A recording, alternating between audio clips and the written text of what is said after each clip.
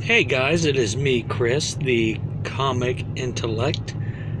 I am here in my truck in the state of Oregon. Last week I did not do a video because work kind of got in the way.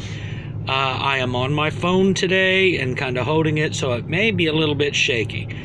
I went to Washington State. I had some stuff to do as far as work went.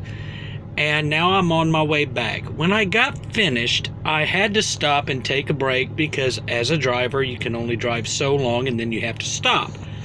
I was in Linwood, Washington, and I found a little comic book shop there called Subspace Comics.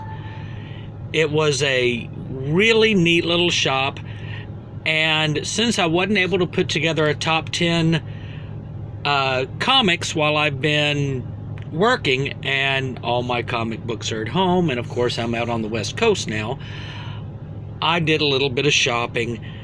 And the people at Subspace, if you're ever in the area of Linwood, Washington, very great people. She was a very, very nice lady, and I went through and found some stuff that I like personally, and I'll probably be putting on my wall. And I'm just going to show them off to you. Now, the first one here, you can probably figure out this is not a regular comic book. This is what they gave out to me on Friday when I had stopped in Linwood. I went and saw the new Venom movie. Actually, a pretty good movie. I was very impressed with it. And Marvel Comics and AMC have got together and put out this little comic book cover. Pretty neat little idea. It just goes along with the little scene that is in the movie. But the cover here is actually very cool. I thought I'd like to show you this, but they didn't stop there. If some of y'all have seen this and got it yourself, they've basically done a Venom on the back. And I really like that. Now, like I said, it's just like a little printed version of a scene that's going on in the movie, but I like the front and back of this, and I thought it would be worth just showing you. Now, to get to some things that I got from Subspace. I don't have a lot of the new 52 series. I've read a lot of them online.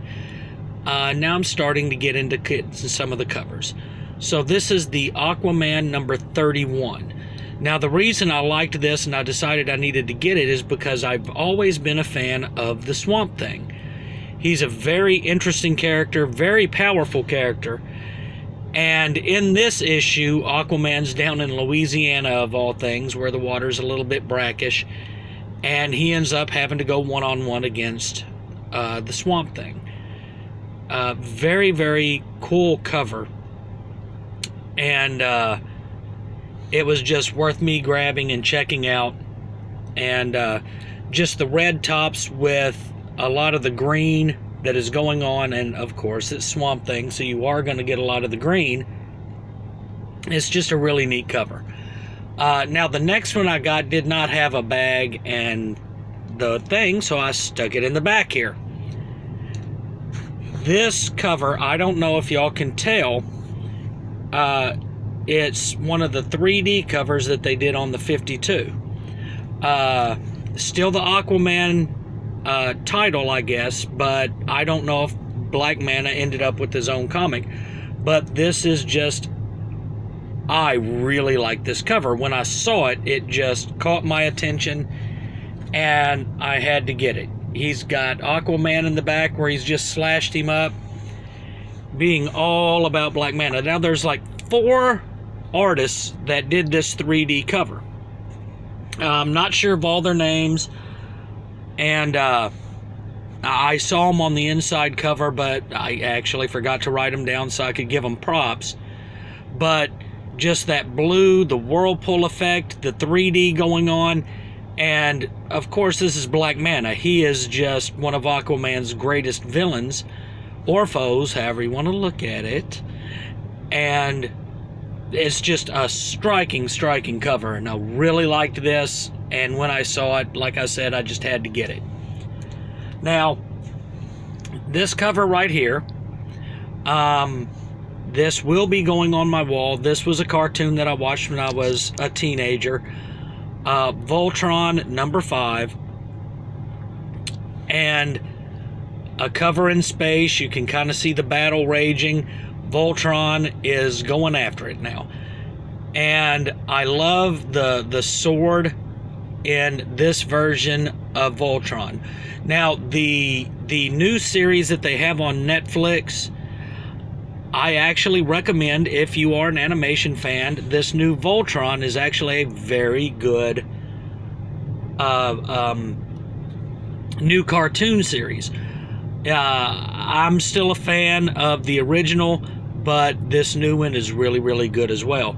Now, the gentleman who did was Alex Ross, who did the cover on this one, and I think he did a fantastic job. The explosions in the foreground, Earth in the background. It's just really, really a nice cover. And when I saw it, I figured, yeah, I can buy this one. So let's go to the next one. And this one actually came out in let me think. I think this was a, well, crap, I can't remember, but we'll figure that out later. It was in the 80s. I'm trying to say 84 or 85, but I could be wrong. I had talked earlier in my second episode how I was not a big fan of ROM when I was collecting the comic books, but I really wanted to get into it and start reading. I have read some since then, and I'm very surprised that it's a decent comic book.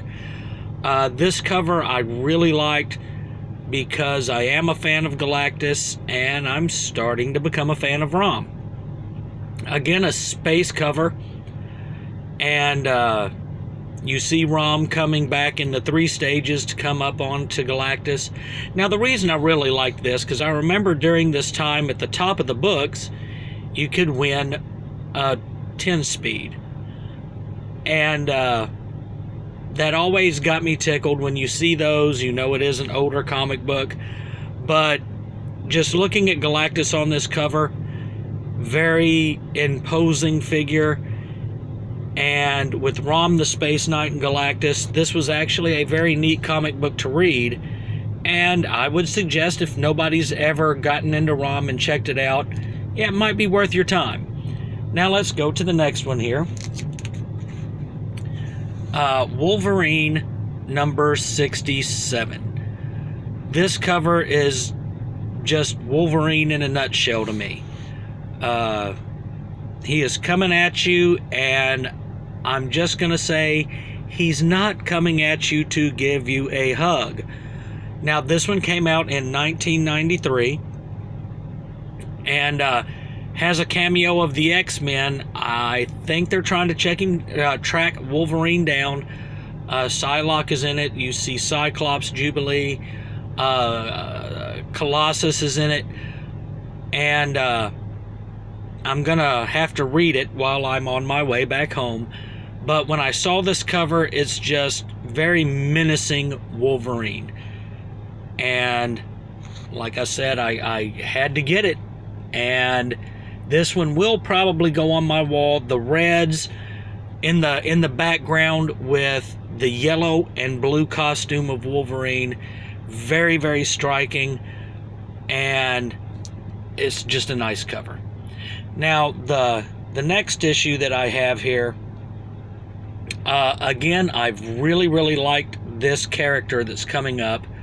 And I think this was his second run at a comic book line. Came out in 1994, and it's Ragman number 1. And this is just a really, really good cover.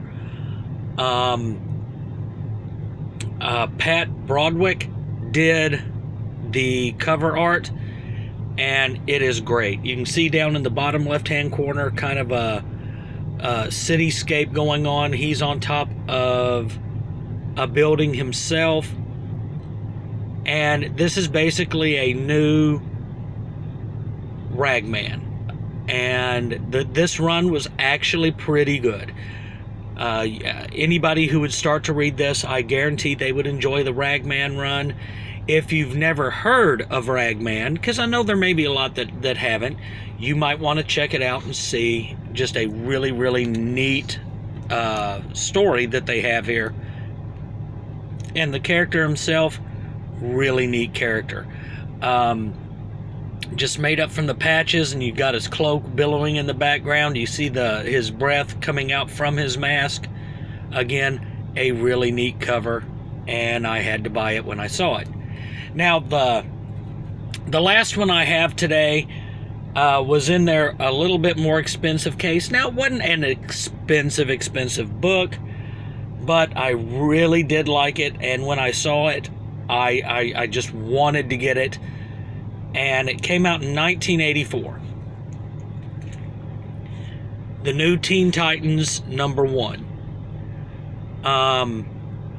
I got this at a pretty good deal. I am not going to lie. Again, Subspace Comics in Linwood, Washington. Very, very nice people. We worked this out, and I had to get it. The new team and the profile of Raven behind the heroes. This is just a striking cover.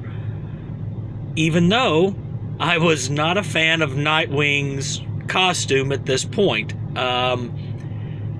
This was an 80s comic book, and he's got that 70s disco high collar thing going on. I don't know what they were thinking, but hey, it's still Nightwing, and he is a badass. Sometimes he may get a little bit of a bad rap, but yeah, Nightwing is a very, very good character.